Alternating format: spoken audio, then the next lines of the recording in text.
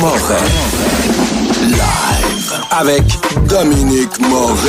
Radio X.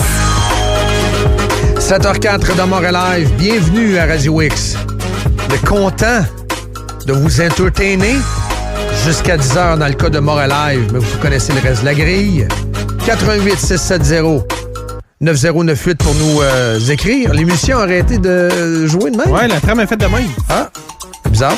Il était pas payé. Il était pas payé. Il a arrêté. La guilde s'en est mêlée. C'est bon. On s'en va dans le one-two punch, mesdames, messieurs. Salut, Jeff. Comment ça va? Oh, Jeff qui est pas là. Jeff qui est là. Oui. Jeff qui est là. Je suis là. C'est Dan qui est mêlé. Ah. C'est parce qu'il y a deux comme Rex. Il y a deux comme Rex. C'est ça, je me suis branché sur l'autre. J'ai fait exprès. La semaine passée, je me suis branché C'est sur ça. un. Là, j'ai Voilà. dit, m'a checké Dan le matin. Très bon. Puis, bonne J'aime humeur. ça, faire des petits coups de même. Ben oui. Ouais, écoute bien. Ouais. Ah, mais c'est parce que, les Biden, amis- hein? C'est Biden. Oui. C'est tellement mieux ce matin. Ah oui. C'est mieux, Oui. c'est le sourire. Tout est parfait. Tout est parfait.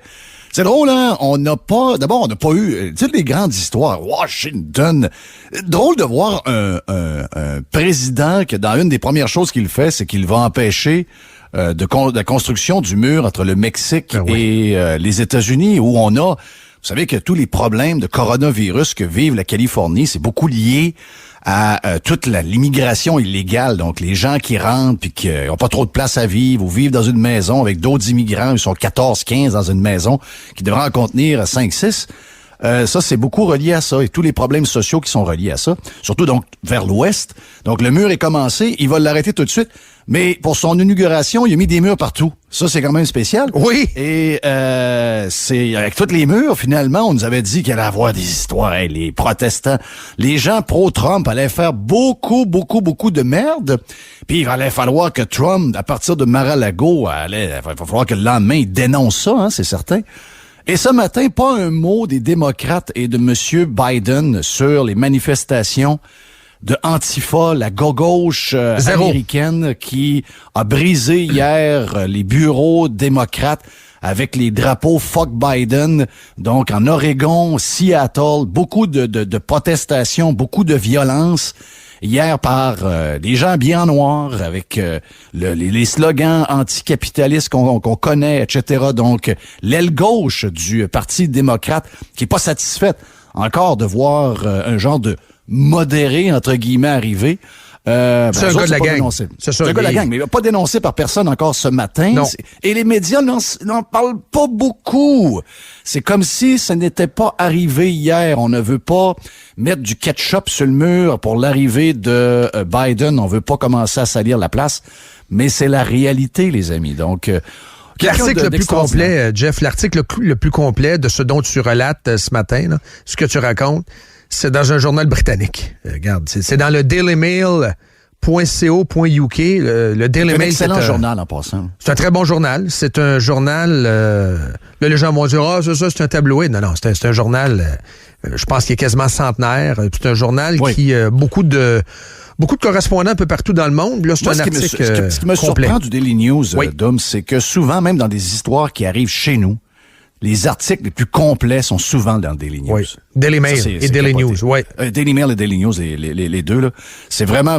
donc, t'as vu ça? Moi, j'ai entendu des animateurs de radio. Écoute, il est tôt, là, du côté de Seattle, ce matin. C'est encore la nuit. Mais déjà, des animateurs de radio qui demandent au président, en se levant ce matin, de condamner la gauche extrême reliée à l'aile gauche du Parti démocrate qui n'a pas fini sa violence. Et en passant... Plus le temps avance et plus l'histoire du Capitole d'il y a une dizaine de jours, on se rend compte que finalement, ce qui était avancé quelques heures après est en train de se confirmer dans les arrestations. Beaucoup d'anti-Trump ont fait de la merde finalement. Donc, c'était pas ce qu'on nous a décrit dans les médias comme étant que des gens des Proud Boys puis des supporters de Trump. Il y avait beaucoup de gens antifa là-dedans. Il y avait beaucoup de gens qui étaient des membres actifs du mouvement Black Lives Matter. Mais c'est une catastrophe, Jeff, pareil. Ça c'est une catastrophe parce que ça ouvre la porte. Sauf que ça ouvre la porte à 4 ans de règlement de compte. Oui, c'est clair, mais ça n'a pas été vendu de cette manière-là par les médias. Ça a été vendu que c'était uniquement des partisans de Trump. Et là, les arrestations arrivent une après l'autre, entre autres ceux qui ont volé l'ordinateur qu'on voulait vendre, l'ordinateur de Mme Pelosi. À la Russie. À la Russie. ben, on se rend compte que c'est la gauche, les amis.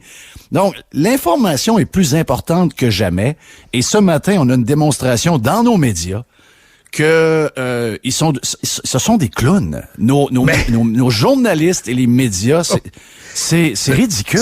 C'est un délire. Mais Jeff, c'est important parce que, et on va écouter le petit montage que Dom Dumas a fait avec les chroniqueurs de Madame Galipo. On a coupé la tête du serpent. Oui, j'ai entendu tantôt. On écoute à nouveau. Un appel à l'unité lors de cette cérémonie qui était à l'opposé de ce qu'on avait vu il y a 4 ans. Inclusive, rassembleuse, porteuse d'espoir. Alors pour moi, c'est la lumière. C'est malgré tout ce qu'on vit avec la pandémie, c'est un moment de grâce, de lumière. Bien sûr, on retient ça, de la lumière. Alors pour moi, le mot, c'est soulagement. C'est un peu comme si la tête du serpent avait été coupée. De très bons points qui résument un peu ce qu'on a tous un peu ressenti aujourd'hui, cette lumière, cet espoir, mais en même temps ce soulagement. Il y a toujours eu cet attachement avec Joe Biden, ce côté, un peu comme pour les Kennedy, il est le consolateur en chef. En fait, on se reconnaît dans lui, il y a beaucoup de projections. C'est un délire. C'est la maladie mentale. C'est un délire terrible. Et c'est là où on le voit, on n'a plus d'infos. Même dans l'info, c'est maintenant du commentaire. C'est des émotions, Jeff. Oui, énormément d'émotions. C'est juste de ça. C'est de l'édito, c'est des commentaires. Donnez-nous l'info. Moi, j'en ai rien à foutre que tu penses que c'était le serpent pour qu'on y a coupé la tête. Donnez-nous l'info et les gens décideront qu'est-ce qu'ils voudront à partir de là. Mais, regarde, je veux juste te dire une chose. Snake. Oui, je veux juste te dire une chose importante. Vas-y. Pour moi, puis... Tu sais, j'ai vu des gens autour de moi, j'ai vu des gens proches de moi, dans les 4 dernières années, mettre quasiment un post par jour sur Facebook de haine envers Trump. Oui. Moi, je suis pas le plus grand supporter de Obama. J'ai aimé Clinton comme démocrate. J'ai trouvé que c'était un gars coloré. C'est un gars qui avait beaucoup de plaisir dans la vie. Mais Obama a pas été le mien, OK? Pendant 8 ans, j'ai trouvé que ce président-là a été nul. Il a été c'était un des présidents les plus overrated de l'histoire. Et pour moi, Obama, c'était 8 ans, c'était un trou dans l'histoire. Bon, il y a des choses qu'il a faites qu'il aurait pu éviter, mais il a surtout pas fait grand-chose. Mais je veux dire, j'ai jamais mis une photo de haine envers Obama nulle part sur Facebook, ni la première journée, ni après 3 mois, ni après 4 ans, ni après 8 ans. Une fois que le président est nommé, c'est fait. Les gens ont décidé, ou le système tout croche a décidé. Et quand Trump est arrivé, on dirait que c'est tout le contraire. Donc là, les anti-Trump, les haters sont devenus tellement émotifs qu'ils ont perdu la carte complètement. Moi, je sais que ça arrivera pas, parce que là, on est trop divisés, mais je souhaite que les gens qui ont des valeurs différentes de celles de Joe Biden et des démocrates, donc qui sont dans l'autre côté du spectre, j'espère qu'on ne va pas se comporter comme les anti-Trump se sont comportés. Ouais, c'est un peu le point de vue au-dessus de la mêlée. Ouais, c'est un peu ce que tu exprimes, c'est un peu le point de vue de Glenn Beck. Qui a parlé hier, Glenn Beck, là, si vous ne connaissez pas, c'est l'un des grands commentateurs conservateurs américains. Là. Il a carrément dit ça hier. Il dit, je veux pas me comporter comme on s'est comporté envers Trump. Non. Je veux lui donner une chance. J'ai écrit hier sur Twitter, puis j'ai vu beaucoup de réactions qui me dérangent. Il y a beaucoup d'émotions. Tu sais, il faut pas tomber là-dedans. Laissons ce gars-là qui n'a sans doute pas ce qu'il faut, puis qui a fait déjà quelques gaffes. Moi, je pense que Keystone, pour des familles américaines, parlons juste des États-Unis, 60 000 emplois. C'est 11 000 emplois. Pour la construction, c'est 2 milliards de salaires qui sont coupés à partir d'hier. Ben oui. Il fait mal aux syndicats. La base électorale et organisationnelle démocrate. Spécial, hein? C'est capoté. 60 000 emplois perdus au total. Hier, le Wall Street Journal, premier éditorial sur Biden, et c'était pour le planter, en disant le premier geste qu'il a fait en relations internationales, les seuls. Le premier geste que Biden a fait en relations internationales, c'est Insult to Canada. Mais nous autres, on est ici et on en redemande quasiment. Hier, Marc Garneau, de qui on va parler tantôt sur un autre sujet, disait en entrevue, mais là, il faut le comprendre, là, il répond à ses promesses électorales puis il respecte sa promesse. Je veux dire, on se fait insulter le Canada. C'est une grosse défaite. Non, mais les libéraux sont contents. Mais comme ils vont disait... ils vont faire semblant que non, mais ils sont contents. Exactement le point de Dan. Ils vont pas faire la job sale. Tantôt. Exactement. Ils sont essuyés sur le tapis de Biden. Oui, ils sont très, très contents. Oui, exact. Ça fait leur affaire. Oui. Mais c'est ça, donc, et rajoute à ça l'accord de Paris, qui est d'abord, les États-Unis ont été le pays dans le monde qui ont diminué le plus leur émission de CO2 dans les 10 dernières années comparativement à tous les pays du monde. Per capita, Ils ont pas été impliqués dans l'accord de Paris. L'accord de Paris, comme vous le disiez tantôt, c'est beaucoup de la parure. Mais au-delà de ça, il y a des gestes concrets et des pays riches vont devoir s'appauvrir pendant que des pays qui sont en train de devenir des pays très riches, dont la Chine, plusieurs pays d'Asie, l'Inde, etc., pourra continuer de polluer à profusion et on va tout simplement faire un transfert de richesse d'une place à l'autre au nom de la greenitude et les résultats seront, on le sait à l'avance, catastrophiques. Même des gens, tu le disais tantôt, Dom, même des gens impliqués, des vrais de vrais, là, pas des comédiens, pas des chanteurs. On parle de scientifiques, des vrais. Ils se disent, ouais, l'accord de Paris, ça changera rien. Complètement dépassé. On n'est pas capable d'atteindre ça. C'est irréel. Des objectifs farfelus. Oui, c'est farfelu. Et en plus, Michel, dans sa chronique de lundi, Michel Morin, qui disait clairement, chiffres à l'appui et faits à l'appui, la Chine et l'Inde! La Chine et l'Inde criait. La Chine et l'Inde construisent à tous les jours de nouvelles usines de charbon qui servent justement à fabriquer à générer de l'électricité. La quantité de charbon qui est utilisée il n'y a pas longtemps. Nous autres, on ajoute à ça millions. Dans les pollueurs. On se tape sa tête avec le plastique, puis les pailles, puis etc., puis les ustensiles. La réalité, c'est que 90% et plus de ce que nous retrouvons comme plastique dans les cours d'eau vient des pays pauvres de ces coins-là, dont entre autres l'Indonésie, puis tous les pays un peu tout croches qui sont là-bas. Oui. Donc, tu sais, je veux dire, moi, je pense que le thinking de Trump sur l'accord de Paris, c'était le bon. Mais on est dans la parure et on est surtout dans « je veux faire plaisir aux journalistes ». Nous, on connaît ça au Québec. On a deux premiers ministres qui sont exactement comme Biden va être. Legault, qui est incapable de prendre des décisions par lui-même et de se tenir debout. La seule chose qu'il veut, c'est d'avoir de la bonne presse. Puis Trudeau, de par son incompétence et le fait qu'il n'a pas tous les outils pour être où il est en ce moment, gère beaucoup en fonction de faire plaisir à Radio-Canada, faire plaisir au Globe and Mail, faire plaisir à de grands journaux canadiens. Donc, on sait ce que c'est. Biden fait exactement la même chose. C'est sûr que dans l'équipe de Biden, il y a quelqu'un qui a dit, ouais, l'accord de Paris, c'est un des plus grands transferts de richesse. Ça nous tire par en bas.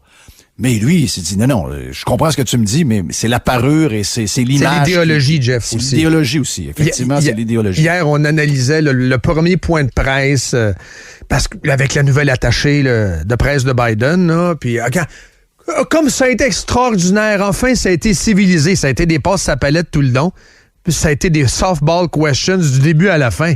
Ça a été quasiment des questions genre, qu'est-ce qu'il va manger demain pour déjeuner lors de sa première journée au bureau?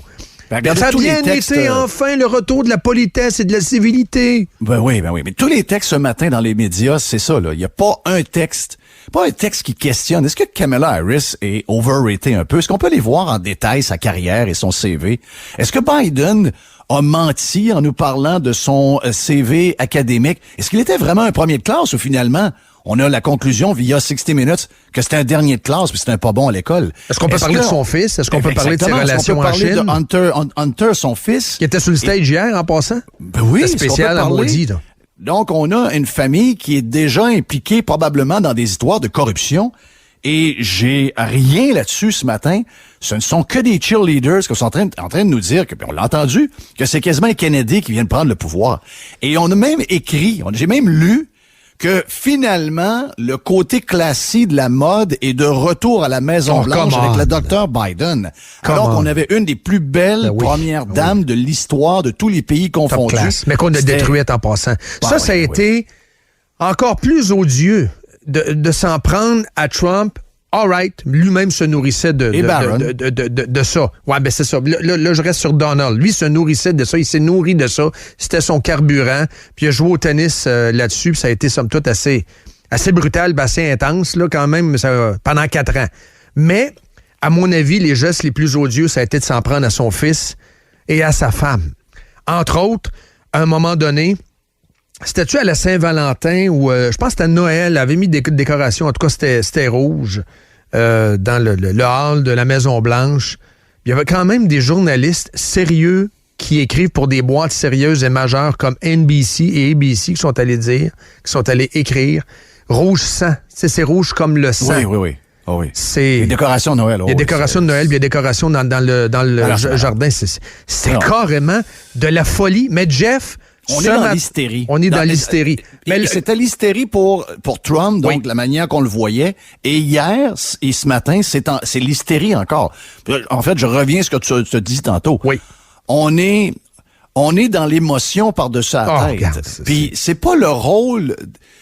Si tu travailles dans un média et que ton rôle, c'est d'écrire Unité 9, oui, t'es dans l'émotion par-dessus la tête, mais quand t'es dans les nouvelles, t'es pas supposé d'être dans l'émotion, t'es dans le cartésien, t'es dans les faits, t'es pas supposé d'aller là. Quand t'es dirigeant, c'est pareil, on est dirigé par des gens, tu sais, Legault est très émotif. On est dans une époque d'émotifs intense. T'as vu son post Facebook, Jeff? Lequel? À Legault. Sur Lady Gaga? Non, Harris. Vous êtes la fierté de Montréal. Oui, j'ai vu parce votre que c'est ville de jeunesse. Oui, c'est ça. Il commence avec l'image de Lady Gaga, puis il dit il y a la lumière ou je sais pas trop quoi, on s'en va vers un bel avenir. Et en dessous, c'est comme un deuxième tweet sur le premier. Et là, il parle de Kamala Harris. By the way, ces gens-là ne répondront même pas, là. Donc, il les a tagués, puis ils répondront même pas. Ben non, il répondra pas. Elle a pas aimé ça. Elle n'a pas aimé ça, Montréal. Elle n'a pas aimé Montréal. Elle n'a pas aimé Montréal. On écoute d'ailleurs un extrait que Dom nous avait sorti où on parle, et ça c'est drôle encore une fois, les médias québécois ne parlent pas de ça. Il y a juste CTV qui l'avait souligné en prenant la biographie de Harris qui raconte textuellement « I was 12 years old, moving away from sunny California, 12 feet of snow in a French-speaking city. » Elle n'a pas aimé ça. On écoute l'extrait. Elle a un lien montréalais, hein, ça vous l'avez souligné. Elle a vécu ici, elle est allée à l'école ici, sauf que son souvenir est pas super bon dans les mémoires. C'était pas facile. Mais non, dans les mémoires qui sont relatées notamment par CTV News, elle a dit qu'elle a pas apprécié de partir de la Californie pour venir dans une ville francophone. Il y a 12 pieds de neige en février. Et son souvenir de son passage dans une école francophone, c'est qu'elle dit qu'elle se sentait comme un canard parce qu'elle passait une partie de sa journée à dire quoi. Non. Alors, c'est sa bio, ça? Mais on dit que c'est ici quand même qu'elle a fait ses premières armes de militante, qu'elle s'est engagée dans la communauté. Donc, il en restera peut-être quelque chose. Quel bullshit! Mon BS meter, il va être scrappé. Ça a allumé après. Oui. Elle veut la racheter. Là, c'est le BS-o-meter. Ce matin, le BS-o-meter va pas bien. Il fallait que je change de batterie. Là. Si on finit là-dessus, moi, je veux que dans les auditeurs de radio, faites ce que vous voulez, vous êtes des gens libres, en tout cas, on pense qu'on l'est, mais faut pas se comporter comme ces gens-là. Faut pas se comporter comme on a vu les woke et tous ces crinqués, tous ces hystériques qui ont été complètement... moi, ils m'ont fait peur. Moi, à un moment donné, j'avais peur. Quand tu vois des gens avec les têtes coupées de Trump avec du sang, tu te dis, tabarnage, dans quelle société on vit? Mais on commence à avoir peur. Donc, moi, je veux pas que... Si vous êtes pour toutes sortes de raisons. Vos raisons sont bonnes de pas aimer Biden ou de pas être avec lui. Mais il faut se comporter dignement. C'est lui le président. Il y a une autre game dans 4 ans. Puis parce que ça va commencer à ce moment-là. Les républicains ont de l'ouvrage, Jeff. Là. On va se le dire. Les républicains ont de l'ouvrage. Beaucoup d'ouvrages. Mais quoi qu'ils ont eu, tu sais, c'est parce que le danger des républicains, c'est qu'ils se ramassent avec 2 partis. Et si jamais il y a 2 partis, c'est le Patriot Party et les républicains, c'est que c'est le pouvoir pour les démocrates pour l'éternité. Ben là, faut pas qu'ils fassent ça. Donc, c'est probablement c'est une très mauvaise bonne idée. C'est l'idée de Trump, là, de partir le Patriot Party. Parce que lui, il va vouloir se séparer de l'establishment. Lui, il va partir en guerre contre l'establishment du parti. Je le comprends parce que l'establishment est devenu... La politique a évolué autant au Québec que partout dans le monde. Ça a tassé beaucoup à gauche. Donc, les républicains qui restent, l'establishment républicain, ce sont les démocrates de l'ère Clinton. Les Mitt Romney de ce monde, ce sont les Marco Rubio, ce sont des gens qui sont au centre, quasiment centre-gauche. Puis ils suivent le mouvement médiatique parce qu'ils ont peur des médias, parce qu'ils savent que si ils s'en vont trop contre les médias comme Trump, ils voient. C'est une fin annoncée. Quand tu t'en vas contre les médias qu'on pensait finis, ils ne le sont pas. C'est très, très dur de gagner contre eux. Donc, pour leur faire plaisir, ils se tassent. Et là, on a affaire à une gang de mous. mais ils peuvent pas se séparer. Donc, il y a de l'espoir. Je pense que la madame du Dakota est de l'espoir là. Il y a des 75 millions de personnes, Jeff. 75 millions. C'est ça. Il y a 75 millions. Il y a de l'espoir pas pire, là. Ils ont quand même une bonne base. Ben oui. C'est sûr qu'il va falloir qu'il y ait un talk, eux autres là. Tu sais, il y a le vieux bonhomme sénateur, là, le bonhomme qui s'est tourné de bord à dernière minute pour donner un coup de couteau dans le dos à Trump. Ce genre de comportement-là, surtout quand t'es en fin de carrière, c'est pas trop grave, mais c'est là où tu dis, OK, je viens d'avoir 75 millions de votes, mais avec mon geste, je viens d'en perdre 20 millions aujourd'hui. Donc, tu sais, à un moment donné, il faut être stratégique. Puis, ces gens-là ont toute une game à faire. C'est sûr que les démocrates sont pas mieux, là. Les deux partis sont fragilisés. Le Parti démocrate est divisé avec, vous avez nommé Bernie Sanders tantôt, vous avez parlé de plein de monde, rajoutons Ocasio-Cortez là-dedans. Sauf qu'il n'est pas fragile. Le Parti démocrate, à mon avis, n'a jamais été aussi fort. Because le Big Tech. Là, t'as le Big Tech avec Pelosi, qui est folle comme la marde, et Hillary Clinton, qui veut partir une commission d'enquête style 9/11 sur ceux qui ont saccagé le Capitole. Mais le Big Tech, là, ça, c'est gros. Le seul qui parle de ça ce matin, là, parce qu'au Journal de Québec, il y a quand même 13 chroniques là-dessus, là, mais le seul qui met le doigt pour vrai sur toute la patente, c'est Mathieu Bock-Côté. On va quand même y donner. Là. Lui, il dit carrément... Mathieu Bock-Côté est rendu un des nôtres. Je sais que tu l'as eu comme chroniqueur longtemps, mais... Toujours aimé Bock-Côté. Moi, je sais, mais c'est un gars brillant, là. Je veux dire, c'est un gars brillant. Moi, ce que j'avais pas aimé, c'est qu'il m'avait dépeint comme étant un fédéraliste complètement enragé, là, ce qui n'est pas le cas. Mais lui, à un moment donné, quand il se craint nationaliste... Ouais, c'est ça. C'est qu'il est saucé, là. Ouais, c'est là où on débarque un peu. Mais pour le reste, je veux dire, depuis le début de la COVID, c'est le seul chez Québécois qui défend un peu les libertés, les droits, etc. Donc, faut le reconnaître.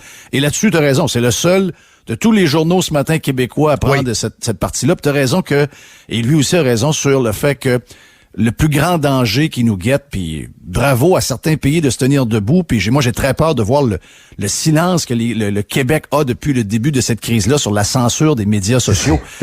Il y a certains pays qui se tiennent debout, qui connaissent, il n'y a pas de longtemps, qui connaissent la censure, le régime totalitaire, etc. La Pologne s'est levée debout, puis a dit, attends un peu, wow, minute, là. Si jamais vous en venez ici pour commencer à décider qui peut parler, qui ne peut parler, vous ne serez plus la bienvenue en Pologne. Donc, le Québec qui s'est outré d'une prof d'Ottawa qui a utilisé le N-word est silencieux sur la censure des médias sociaux. Mais votre silence, un jour, vous allez être victime de cette censure-là. C'est clair, c'est écrit dans le ciel. Comme tu disais il y a 15 ans. Oui, mais je comprends que les idées de gauche sont protégées plus longtemps. Mais vous allez voir qu'un jour, l'élastique va vous péter d'en face. Ça devrait être dénoncé partout, ce qui est arrivé. Et surtout qu'on trouve, autant sur Facebook que sur Twitter, une tonne de tweets violents, une tonne de tweets d'antifa, de mouvements de gauche très violents. Ils sont laissés là, alors que tous les autres mouvements, puis QAnon, regarde... QAnon, c'est saucé, là. Moi, mais je veux dire, si tu enlèves pédosatanisme, puis Guantanamo... Oui, mais si tu enlèves QAnon, tu dois enlever toute la même gang de l'autre bord. QAnon, c'était plus de la maladie mentale qu'autre chose, là. Tandis qu'Antifa, c'est carrément un groupe terroriste. Je peux même pas te parler de QAnon, je me suis jamais vraiment intéressé à ça. Je pense que une fois, Frank, le dédomiseur, a essayé de me faire comprendre c'était quoi. Je sais pas vraiment c'est quoi. Je veux juste te dire que si un est enlevé... Si tu tombes dans la censure, tu dois censurer toutes les... Si tu dis, c'est une gang de saucés, on doit toutes les enlever. Absolument. Mais quand tu tombes dans la censure, même des plus flyés d'un bord, c'est que tu mets la ligne où? Et c'est là qui décide qui est vraiment saucé puis il a pas le droit de s'exprimer, puis qui décide que ce saucé-là, lui, on peut le laisser. C'est comme le débat sur le CRTC il y a 15 ans, Jeff, all over again. C'est le même débat. Oui. La réalité, c'est qu'on ne peut pas le faire. Il y a personne qui peut tracer une ligne droite quand tu tombes dans la censure. Personne, parce qu'il y a des règlements de compte qui se donnent. Ben oui. Ça ouvre la porte à des règlements de compte. Bock-Côté, il dit clairement, puis il dit bien, il faut en politique se méfier des purges et de ceux qui veulent en finir avec leurs adversaires de la veille. Moi, je te le dis, là, ce qu'on va vivre dans les prochaines semaines, c'est grave ce qu'on va vivre. Lui, Biden, doit tasser Pelosi. Il le fera pas, c'est un faible. Il est momifié. Il est aussi momifié que Toutankhamon un matin. Là. D'après moi, il y a des injections pour qu'il soit capable de sortir du lit. Là. Mais Pelosi, elle, c'est ça qu'elle veut. Là. Elle veut une chasse aux sorcières et cette volonté-là acharnée des démocrates les plus enragés de vouloir faire l'impeachment de Trump, ça, ce qu'on va vivre, si ça se maintient dans les prochaines semaines et les prochains mois... Moi, je pense qu'ils vont laisser tomber. Là. Ah! Mon feeling, c'est qu'ils vont laisser tomber. Pas sûr de ça, Jeff. Ben, je sais qu'ils ont le goût. Ça va mettre de l'huile sur le feu en bataille. Mais ça va mettre de l'huile sur le feu. Déchirer les États-Unis, là. Écoute, j'ai pas écouté toute l'inauguration, mais j'ai pris des bouts de l'inauguration parce qu'à un moment donné, Mike Wallace à Fox allait dire que c'était le plus grand discours de l'inauguration de toute l'histoire depuis Kennedy. Je me suis dit, my God, je vais aller écouter ça un peu. Et beaucoup sur l'unité, beaucoup sur l'unification. Si jamais il tombe là-dedans, ça vient tout scraper le discours de ce gars-là, à moins qu'il soit plus là pantoute, puis qu'il nettoie, puis qu'il décide de mettre Harris au plus sacré. Mais il était à sens unique, son discours, Jeff. C'est sûr que tout le monde est pour la tarte aux pommes. C'est l'unité, l'amitié, etc. Sauf que quand tu écoutes son discours clairement, on doit en finir avec les white supremacists et l'extrême droite. All right. Je suis obligé de te dire que il a pas nommé division, dans la division des dernières années, ce sont ceux qui ont le plus divisé, c'est eux. Donc, c'est comme bizarre après ça de dire, hey, nous, on est pour l'unité, on est pour que tout le monde soit ensemble. Ben oui, mais ça fait 4 ans que vous nous divisez comme ça se peut pas. J'ai pas sûr que je vais vous croire. Je vais attendre des gestes concrets pour voir comment vous allez le faire. Moi, j'ai l'impression que pour eux, l'unité, c'est toute ma gang, on s'aime, les autres, on va toutes vous laver. Moi, je pense que c'est ça, leur unité. Exact. Et c'est le recul. Antifa a envoyé un message hier. C'est le recul là-dessus sur le règlement de compte envers la droite, si tu veux, ou envers les républicains. C'est sûr que tu vas entendre de plus en plus parler d'Antifa, là. Oui, parce qu'il y a une purge. C'est une purge, et c'est au-delà de... Il y a une purge. Vous savez que le magazine Forbes, ou c'est-tu Bloomberg ou Forbes? Un des deux. Je pense que c'est... en tout cas, d'après moi, c'est Forbes. Forbes a quand même lancé le message aux grandes entreprises américaines que si ces gens-là engageaient des membres du staff et de l'administration Trump, qu'ils allaient viser leur compagnie publiquement et qu'ils allaient les attaquer. C'est une catastrophe. Ce qui s'en vient, c'est grave, Jeff. Il y a une purge des idées conservatrices et des idées de droite dans les médias et dans la machine, dans la swamp qu'on appelle. C'est du macartisme, Jeff. C'est du macartisme, c'est-à-dire une chasse aux sorcières. Toi, on t'a vu parler un tel, t'es communiste. C'est carrément ça qu'on vit là puis qu'on va vivre. Je donne d'autres exemples. Il y a des artistes au cours des dernières heures, des derniers jours, qui se sont fait annuler des contrats de disques parce qu'ils étaient des républicains. Oui. Quand tu dis une purge, c'est le McCarthyisme all over again, version 2021. On va regarder ton historique de Facebook et de Twitter, et si tu as liké à un moment donné quelque chose de Trump ou qui s'apparente à ou qui est proche de, tu vas en payer le prix. Il y a des contrats de livres qui ont été annulés, des contrats de disques qui ont été annulés. Hollywood sera pas beau, là. Mais non, c'est du McCarthyisme all over again. Mais on va faire un petit peu de magie, Jeff, ce matin. T'as un petit peu la magie. La magie, qu'est-ce qui est disparu, Jeff, soudainement, sur les courts de basket et les terrains de foot? La genuflexion, il n'y en aura plus. Ah non, c'est vrai, ça va partir. Non, il y a des choses qui vont passer. C'est la magie. Des choses qui existent. On se mettra plus à genoux. Le prochain policier blanc qui va... ça va arriver encore. Là, il va y avoir un policier blanc à un moment donné qui va tirer malheureusement quelqu'un de couleur. Là. Ça va arriver. Le mouvement sera pas pareil. C'est vrai qu'il est arrivé la même chose avec Obama à la fin de son mandat. On se rappelle Saint-Louis. Mais ça sera pas le même sens parce que derrière le mouvement Black Lives Matter, il y avait pas juste toute l'histoire de la diversité. Il y avait faut sortir en novembre le gars qui est là. Ah ben c'est Vote. C'est la campagne de LeBron James. Oui, c'est la campagne Vote et le fond du fond là, c'est un mouvement néo-marxiste là. Oui. C'est le fond du fond, c'est ça. Parce que tout le monde est antiraciste. Mais les antiracistes professionnels, ce sont des racistes. Tu sais, de vouloir toujours analyser tout selon la race. Moi, ça me pue le nez. Ça me pue au nez, là, en passant. Mais pas rien que ça. C'est parce que moi, je vais aller plus large que ça. Oui. La diversité, ça va pas juste avec la couleur. La diversité, ça va avec ta religion, ça va avec ton la couleur, ton ethnie. Des idées. les idées, ta culture, oui, beaucoup les idées, c'est là que je m'en allais, les idées. La diversité, là, si tout le monde pense pareil, s'il y a plus de gens qui se relancent, on n'avance pas, là. On est rendu ce qu'on est rendu aujourd'hui parce qu'il y a des têtes de cochons qui se sont estinées sur des choses qu'on pensait qui étaient des faits établis, puis il y a des têtes de cochons qui se sont butées à dire à chaque jour, moi, je vais prouver que ce qui est une conclusion de telle étude, ce n'est pas ce qu'on devrait avoir comme conclusion. Et ces gens-là se sont estimés, ils ont débattu et ils ont fait avancer des causes qui sont extraordinaires. Mais là, on ne veut plus de cette diversité-là. On veut quasiment tout du monde habillé pareil. On veut faire semblant qu'on est tous pareils. La réalité, c'est qu'il n'y a pas un humain pareil. Donc, la diversité, c'est pas juste la couleur, en fait, c'est tout ça. C'est la couleur, c'est la religion, exact. C'est les idées, c'est la culture, c'est l'endroit que tu viens, c'est la famille où tu viens. Chaque famille, on peut être de la même couleur, on peut avoir le même coiffeur, on peut avoir des parents qui travaillent à la même place, mais à l'intérieur de chacune des maisons, les débats d'idées qui sont jasés là, ces deux familles-là se rencontrent, puis finalement, c'est deux familles complètement différentes, alors qu'ils ont 25 points identiques. Il y a énormément de choses. C'est ça qui fait la beauté de où nous sommes. Mais là, on veut une purge. On veut que les gens qui pensent comme eux et tous ceux qui ne sont pas comme eux devront être lessivés. C'est grave, ce qui s'en vient. Et au final, quand j'ai vu hier le grand-papa communiste avec ses drôles de mitaines... Oh, les journalistes trouvaient ça beau. C'était fait avec de la laine recyclée. Lui, c'est lui tellement beau. Le président, c'est lui, là. Pour ma part, quand je regarde ça, au final, Biden... c'est pas Biden qui a gagné, c'est Sanders. All right, Sanders n'a pas gagné, mais comprenez-moi bien, toute la tendance woke, la tendance identitaire, la tendance Ocasio-Cortez avec ce qu'on appelle la squad, c'est toute la gang à Sanders. Lui, le petit père, il n'a pas été élu grand-papa Bi, sauf que sa gang en arrière de Biden, là, qui est une façade momifiée, c'est la gang de Bernie. Mais je pense que leur défi est là. On parlait des républicains tantôt. Leur défi est là. Ça va être de comment on deal avec ce gang-là. Comment on fait parce qu'ils en ont jamais assez. Hein. Tu leur donnes une affaire qu'ils veulent. L'après-midi d'après, ils arrivent avec quelque chose. Ils vont le prendre, Jeff. C'est eux autres qui contrôlent.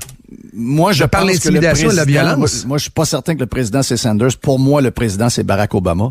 Si c'est pas Barack Obama, c'est Michel. Ça a toujours été, on sait que Daniel Johnson a mené le Québec pendant longtemps, même alors qu'on avait un leader assez fort comme Jean Charest. Le Parti libéral était beaucoup dirigé par en arrière par Daniel Johnson. Jean Chrétien a été... en tout cas, il y en a qui... Jean Chrétien avait du caractère, mais Jean Chrétien avait quelqu'un de très solide derrière lui.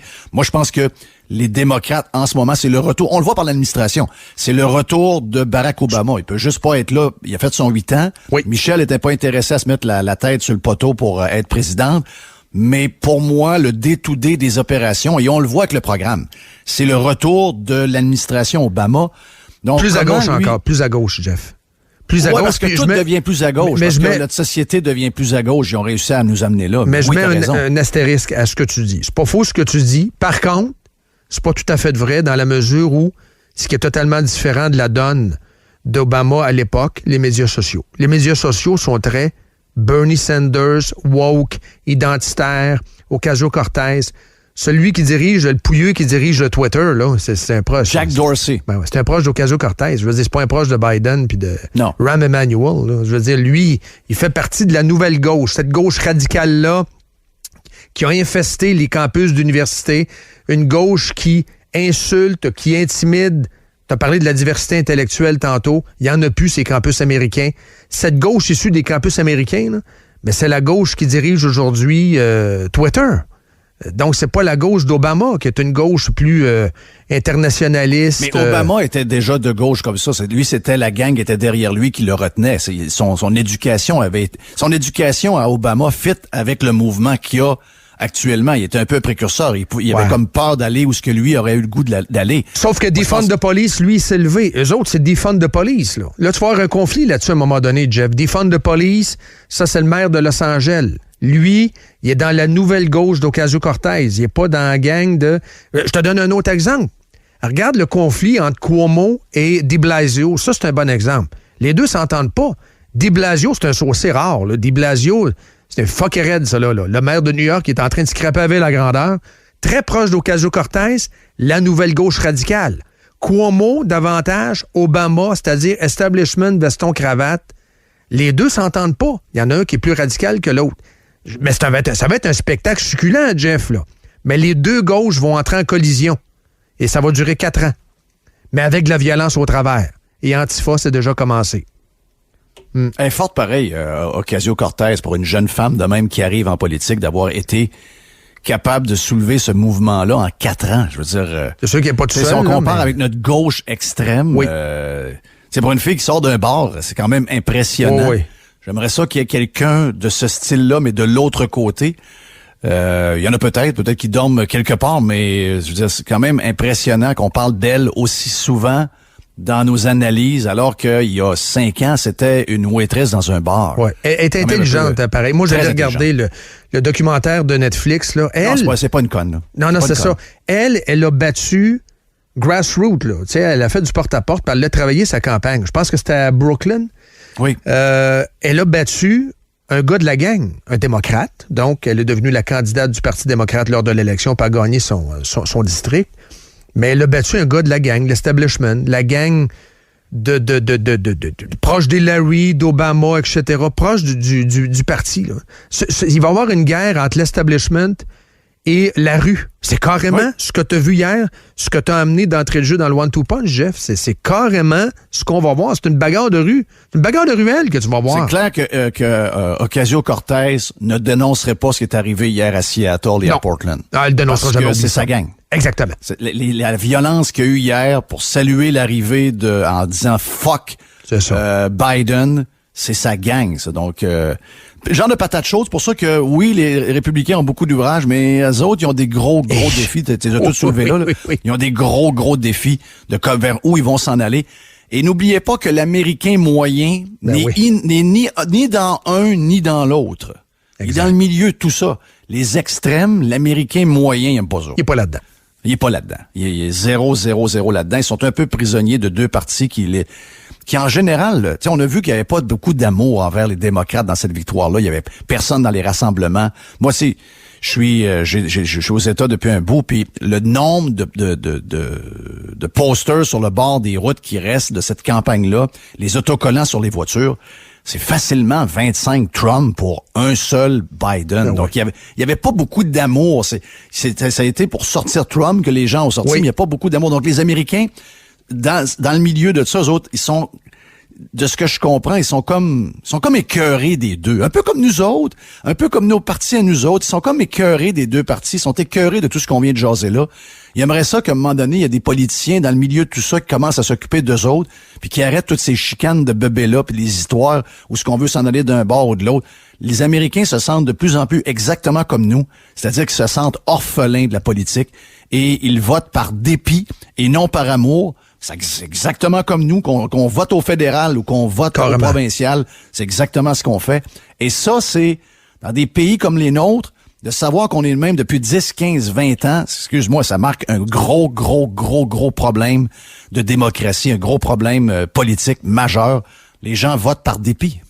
Biden, ce matin, et demain matin, et l'autre matin, quand il se lève, il doit dire merci à la COVID. Excuse-moi. Oh oui, ben oui. Sans COVID, Trump est là ce matin. Faut jamais oublier ça. Qui roulait à fond jamais oublier ça. Oh, c'est ça le clé, là. Oh oui, c'est la COVID, puis je suis obligé de vous dire que la COVID a été utilisée par les politiciens, utilisée par les médias.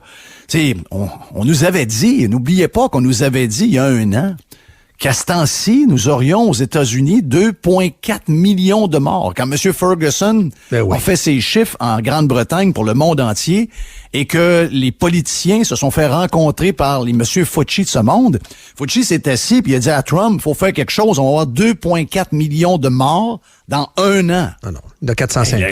Et là... Puis 405 000, Jeff, là, hier, on a très politisé ça, là. Le cortège funèbre, Biden, on se recueille, on fait une prière hier. C'était un spectacle, là. C'était le COVID show hier, là. Ah oui. Ce sont des morts, ce sont des vrais morts, c'est pas des comédiens. Par contre, combien là-dedans... déjà morts, là. Il serait peut-être mort dans 1 semaine, dans 2 semaines, Combien de personnes sont mortes avec cause unique de COVID? Cause unique, c'est quoi? 10 12? Tout dépendamment des pays, il y a des pays que c'est aux alentours de 10, puis il y en a que ça monte jusqu'à 17. Non. Mais tu sais, on est dans ces eaux-là. C'est des gens très, très, très maganés. Moi, j'ai mis les chiffres ce matin de la Suède pour vous montrer les morts par année depuis 10 ans.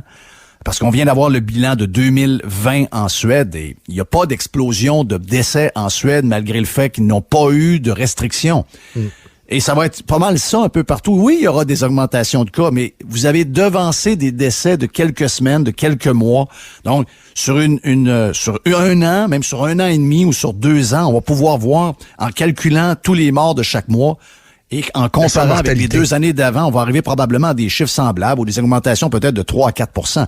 Mais rappelez-vous qu'on nous avait dit 2,4 millions de morts pour les États-Unis après 12 mois. On est à 400 000. Il en manque 2 millions. Exact. Donc, ça a été utilisé. On a utilisé la peur. Et là, c'est c'est le masque. Les 100 jours du masque. C'est ça que Biden a imposé, là. Dans tous les édifices fédéraux et tout ça, les 100 jours du masque. Premièrement, que lui le porte, là, il est allé d'ailleurs devant Lincoln, puis il était dans... Je comprends qu'il y a des portes ouvertes, c'est comme pour ceux qui sont allés à Washington, vous savez, mais il est arrivé là, puis il n'y a pas son masque. Donc, une demi-heure après avoir fait l'éloge du masque, il est arrivé avec du monde, puis il n'y a pas de masque. Donc, c'est la preuve que c'est pas toujours facile. Mais regarde, je suis dans un État où il n'y a pas de masque obligatoire. Depuis que je suis ici, un mois dépassé, j'ai vu 3 personnes chez Home Depot parmi les milliers de personnes que j'ai dû voir en un mois, pas de masque. Et je pense que c'était un oubli en rentrant à la porte. Ce que je vois, c'est des gens qui portent des masques en sortant de leur voiture. Et il n'est pas obligatoire. Hier, Régent Tremblay nous l'a dit. Régent est ici souvent.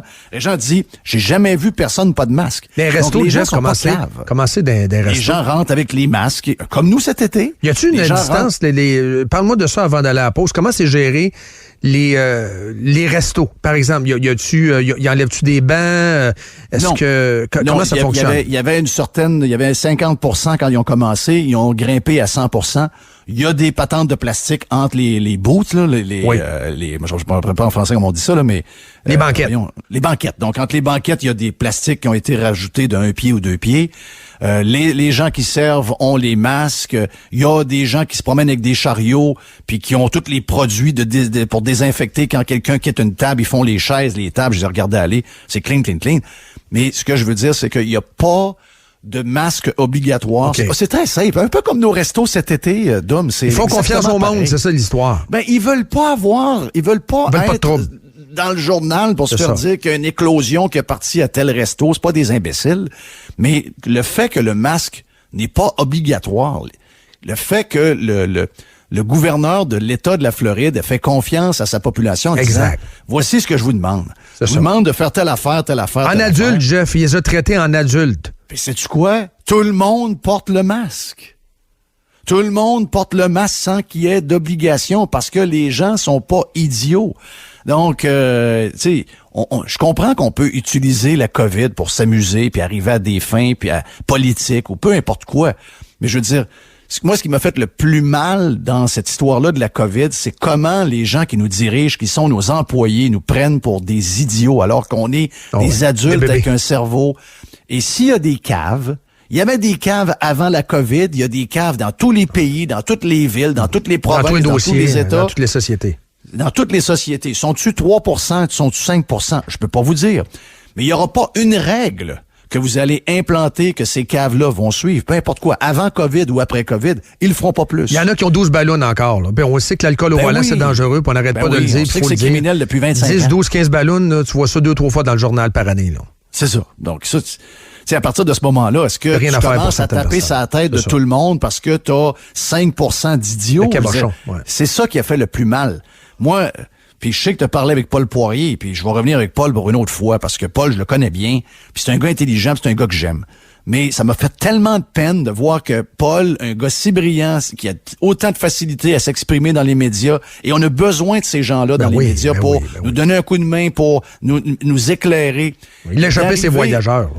Ben, il a échappé sur les Québécois en général. Peut-être pas avec toi, mais quelques jours avant avec Paul Arcand, où il a dit que les Québécois, c'est une gang de pas intelligents. Pas certains Québécois écoutent rien et sont pas intelligents. Les Québécois sont pas intelligents et les Québécois sont égoïstes. Alors que c'est tout le contraire. Tu sais, je veux dire, c'est tout le contraire. 95%, peut-être même plus, sont des gens qui suivent toutes les règles, qui font des sacrifices énormes. On parle souvent de nos kids, on parle souvent de nos jeunes, tu le fais toi-même. Je veux dire, tu peux pas t'en aller dans les médias. Et c'est ça qui me fait le plus mal de toute cette crise-là, c'est la manipulation qu'on en a faite. Et le manque de confiance, comment on nous a traités d'idiots, ça m'a... Ça, il y a des cicatrices qui vont être enflammées bien après la COVID pendant des années et des années. Ces gens-là nous trossent pas et c'est ce qui fait le plus mal. On en reparle tantôt de la COVID, mais juste pour finir sur Biden et tout ça, et COVID aussi, t'as vu celui qui a donné un coup de pied dans la COVID hier, pas pire? Tu l'as vu, Garth Brooks? Ouais.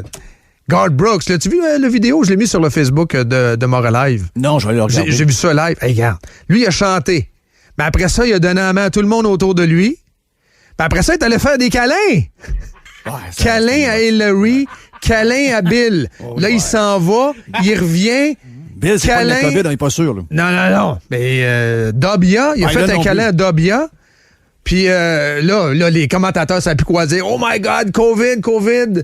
Là, il est content. C'est parce mais Garth Brooks, il a donné un Christy de coup de pied dans le COVID hier. Là. Pas à peu près, pas de masque. Il n'y avait pas de masque, s'est promené, donné la main à tout le monde. Comme si on était en 2016. Voilà. C'est capoté. Anyway. Il était content. Il est content que Trump soit sorti. Il est content que Biden est là. Il était énervé. Il était émotif. Ouais, c'est ça. Comme les autres, finalement, comme The Boss. Hier, gros show. Foo Fighters. Je comprends qu'il faut faire attention, mais... T'sais, c'est des images que j'aime voir. Je veux dire, j'ai tellement hâte de revivre une vie normale que je vois des patentes de même puis je me dis, waouh, ça a l'air le fun. Puis pourtant, c'est juste des cols et des poignées de main, mais on s'ennuie de ça. Oui. C'est con de même. Là. Oui, exact. On est comme jaloux un peu. Ah ouais, il est capable de faire ça, lui. My God, c'est tout même une poignée de main et une colle. Mais oui, on est rendu là. Oui, exact. Hey, il est 7h50. On fait la pause. Et on se dirige peut-être vers un record. Arrête donc, toi. Je sais pas, Dan est en doute. C'est quoi, Dan, le score? On va voir. C'est quoi le record du one-two punch? C'est 1,22. Ça veut dire qu'il faudrait finir à 8h26. Ouais, ça va être ça arrivera pas. Ça arrivera pas. Non, ça arrivera pas. Non. Parce que tu veux pas que ça arrive. Sinon, toi, t'es dans la merde, c'est ça? Avec les podcasts? Je m'organise. OK. J'ai pas de... Non, c'est vous autres, là. Vous avez des pauses, moi, je vois pas le temps passer, là. Regarde. On s'amuse. Life is good, là. Oui, life is good. Allez, on revient. Oui. Vous êtes dans Moret Live. Moret Live. Avec Dominique Moret. Radio X. De retour dans le One-Two Punch, on est en direct de Grande Allée. À Québec, vous écoutez Radio X. Jeff, toujours là? Toujours un number one? OK, parfait. On fait un petit tour de la semaine, vite comme ça. Je veux revenir sur le conseil de ville à Québec. Qu'est-ce qu'elle va nous dire? Régis Labaume. Cette assemblée-là est devenue chochotte, Monsieur le Président. On ne peut plus rien dire. Que quelqu'un s'offusque qu'on parle de complotisme, on va dire une affaire, je sais pas ce qu'on fait ici. Alors, comme le chef de position est un peu chochotte aujourd'hui, on va lui dire que... C'est pas encore, M. le maire, je fais attention. Chochotte, c'est complotiste, chochotte. OK, bon. Alors, disons qu'il est un peu sensible. Incroyable, pareil. Wow, quel homme. Ce gars-là a une carte, non pas de chouchoune, mais une carte de chouchou. La carte or, Jeff. Il y a une carte or incroyable. La carte Québec or. Il dit n'importe quoi. D'abord, le complotiste, il doit savoir très bien que c'est une attaque assez vicieuse. Il l'a fait pour quasiment pour attaquer Radio X et nous faire perdre nos jobs. Oui. Il le fait sciemment, il le fait volontairement. Il sait très bien quel est le sens de complotiste. Il l'a utilisé dans un autre dossier pour faire mal. Et c'était la même chose parce qu'il n'a aucun respect pour Jeff Gosselin, ça c'est clair. Il n'a aucun respect pour Jeff Gosselin. Depuis que Jeff Gosselin est là, ça montre... Je pense que c'est générationnel. Là. Cette génération-là pense qu'elle est supérieure à la génération qui suit. Puis chochotte, tu sais, je veux dire, je vais revenir sur mon affaire de cette semaine que j'ai parlé dans le show du midi. C'est que dans la même semaine, t'as Justin Thomas, un des meilleurs joueurs de golf au monde, top 3 des meilleurs joueurs de golf au monde. Justin Thomas qui est regarde, comme je dis, j'aime dire, c'est que c'est un gars dans sa bibliothèque, dans sa tête, tous les livres sont à bonne place, OK? Très bien éduqué, tout est parfait. Et il est habillé, donc commandité par Polo Ralph Lauren pour des millions de dollars par année. Juste en commandite, ce gars-là touche 23 millions de dollars par année. Et Justin Thomas est allé dire sur un pote, lorsque le premier tournoi de la saison 2021 était diffusé à Hawaï, Il s'est traité lui-même de faggot, OK? Donc, il a manqué son pote et on l'a entendu à la télévision, loin, mais on l'a entendu. Et les gens puis c'est leur droit, les gens de Ralph Lauren ont décidé de couper le lien, de payer une pénalité du contrat, puis de dire, regarde, nous, on veut plus qu'ils portent notre linge. Alors que les autres, ils font ce qu'ils veulent, on s'entend. Donc là, lui, il vient de se faire priver. Et l'autre, lui, fait exactement, c'est le même mot. C'est le même mot. Tu sais, je veux dire, il y en a qui vont dire, momoun, c'est un mot pareil. Non, momoun, c'est quelqu'un de faible. Chochotte, c'est quelqu'un qui est maniéré et efféminé. Donc, c'est carrément dans la même famille que tapette, fifi, etc. On est à la même place. Aucunement rapporté. Par quiconque. Je suis obligé de te dire que je suis obligé de je vais le dire, que Karine Gagnon l'a fait. Oh, je l'ai manqué celle-là. OK, je vais lui donner. Est-ce qu'elle demandait des excuses? Elle ne demande pas des excuses, mais elle dit au maire que son comportement commence à être fatigant un peu. La manière qu'il se comporte par manque de respect. Donc, je dois le dire, parce que souvent, on la challenge, on n'est pas du même bord. Karine Gagnon qui a écrit une couple de textes également intéressants sur les ados. On commence à en avoir plein son casque. Le fait que les ados soient abrutis par François Legault. Peut-être chroniqueuse dans une de nos shows, c'est ça qui va arriver. Dans Montréal Live. Oui, pourquoi pas. Mais on s'entend que une grande partie des gens publics utilisent ce mot-là. Bravo. Et c'est la fin de leur carrière. Le mot chochotte, c'est la fin d'une carrière, OK? Lui, c'est pas de problème. Moi, les doubles standards, que ce soit pour... On a parlé de Trump et on a parlé de Biden. Peu importe quoi, les doubles standards, moi, ça, je trouve que on peut plus vivre de cette manière-là parce que on ne voit pas la ligne. Qui peut, qui ne peut pas, les doubles standards. On peut-tu ou on peut pas? Un livre de règlement. Un sport, 2 équipes, un livre de règlement. Il n'y a pas 2 livres de règlement, là. Ouais. Moi, je peux. Si je peux pas, il ne peut pas. C'est aussi simple que ça. My God, tu prends-tu un dessin avec des bonhommes allumettes? Mais ça me semble que c'est facile à comprendre. Mais on n'est pas là. On n'est pas là. Donc, lui, chochotte. Et on sait que dans la phrase, il a manqué s'échapper avec un F-word. Là. Ouais. Est-ce qu'il voulait dire faible ou l'autre mot? Je sais pas trop. Je sais pas, mais on s'entend qu'il était peut-être... là, il s'en est rendu compte. Là. Donc, il est tellement arrogant. Tellement au-dessus de ses affaires. C'est épouvantable. C'est épouvantable. C'est une mauvaise fin. C'est une mauvaise fin, d'autant plus que... Quelle fin atroce. Qu'est-ce qui le frustre? Ce matin, on apprend que... Mais ces défenseurs, il y a 2, 3 ans, 5 ans, sont plus capables. Mais ça va pas bien que la napkin, non? Non. À l'entendre parler, ça faisait quoi? Combien de temps, Jeff, que le tramway était sur la table? 10, 12 ans? Il a été longtemps 10 ans, puis à un moment donné, j'ai entendu 16. Bon. En 10 et 16. C'est 10 et 16. Là, le tracé, il est pas prêt, là, ce matin. On dit que le tracé n'est pas complété. Ouais. C'est bizarre, hein? Ouais, c'est n'importe quoi. C'est n'importe quoi. Puis là, il y a une mauvaise mais une bonne nouvelle là-dedans. La bonne nouvelle, c'est que probablement que ce projet-là, on le verra pas. Ou qu'on va se rendre aux élections, ce qui serait peut-être une bonne nouvelle, là. À tout le moins, les gens vont pouvoir se prononcer. Sauf que lui, il va se représenter. Ouais. Puis sais-tu quoi? Même avec le tramway, il va passer. Ça va passer pareil. Ouais. Il va passer. Ouais, parce que les gens qui votent aux élections municipales, c'est une catégorie de gens qui ont l'air à l'aimer. Je sais. Ouais, il est bon, hein? Il est bon, M. Labon. Ah, hein? oui, on l'aime, il est bon. Puis il nous défend contre Montréal quand Montréal nous tape dessus, là. Il nous met ça à la map. Ça, c'est la phrase, c'est la fameuse phrase. Il nous met ça à la map. Comme dans le temps de la Nordique Nation. Oui. Mais c'est encore bon, hein, cette carte-là? Il nous met ça à la map. Bon, ça. Ben oui, c'est encore bon, ça. On est ça à la map.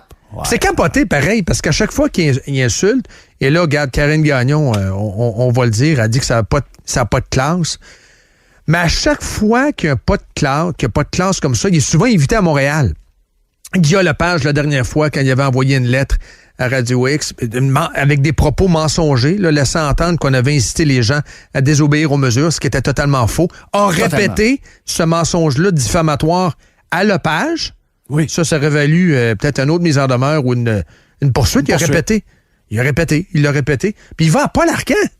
C'est ça qui est capoté, là. C'est ça qui est capoté. Ah, il aime beaucoup à Montréal. Écoute, son poignet avec Valérie, pas tant de choses. Là. Ouais, ils veulent un show, hein. C'est son poignet avec elle qui, elle, semble être mêlée dans ses lacets. Tout le monde part alentour d'elle. Là. Ça a l'air que c'est un genre de petit boss qui gère comme dans des pays un peu tout croche. Et puis eux autres, ils ont ça, ils peuvent pas s'amuser ben. On s'entend que c'est quelqu'un qui peut nourrir un peu. Donc, il nous envie un peu d'avoir des gens qui colorent la place un petit peu. Donc, c'est pour ça qu'ils veulent l'avoir, mais... À un moment donné, j'ai pensé qu'il voulait quasiment se présenter à la place de Valérie Plante à Montréal. On avait ce feeling-là. Il y allait tellement souvent. Je me dis, voyons, qu'est-ce qu'il va faire là-bas? Il est rendu qu'il se mêle de la langue, il se mêle des magasins en anglais à Montréal. Je dis, pour moi, il veut s'en aller maire de Montréal. Il va chercher du love. C'est du coin, il s'en irait à Montréal, puis la perception qu'ils ont de Régis Labaume, qui est pas la même que nous, parce qu'ils l'ont pas dans le day-to-day. Elle changerait pas. Il voterait pour lui. Ouais, mais après qu'il soit élu, il voterait pour. Il voterait pour parce que maintenant, la politique, c'est un concours de notoriété, c'est un concours d'image. Ouais. On le voit. On a Justin Trudeau comme PM pour le faire. On est là à s'occuper de Trump et de Biden. On a Justin Trudeau. On a le pire de la gang. Oui. On a le pire de la gang. Bonne chance à Ezra Levant en passant qui essaie d'avoir les documents, savoir est-ce que les Challengers étaient dans les Bahamas dans le temps des fêtes. Hey, c'est bon, ça? Oui, parce que les rumeurs courent depuis que le Toronto Sun a sorti cette histoire-là. Et les documents on n'est pas capable de les avoir, mais Ezra Levant, avec qui jase en message privé de temps en temps, il est vraiment enragé à essayer d'avoir, avec accès à la formation, le chemin des Challengers du gouvernement. Est-ce qu'ils sont allés aux Bahamas dans le temps des fêtes? On a l'information, les numéros de vol et tout ça, mais est-ce que lui était dans l'avion? C'est ça, là, l'histoire. Là. Donc, si on a les documents, on va apprendre les passagers.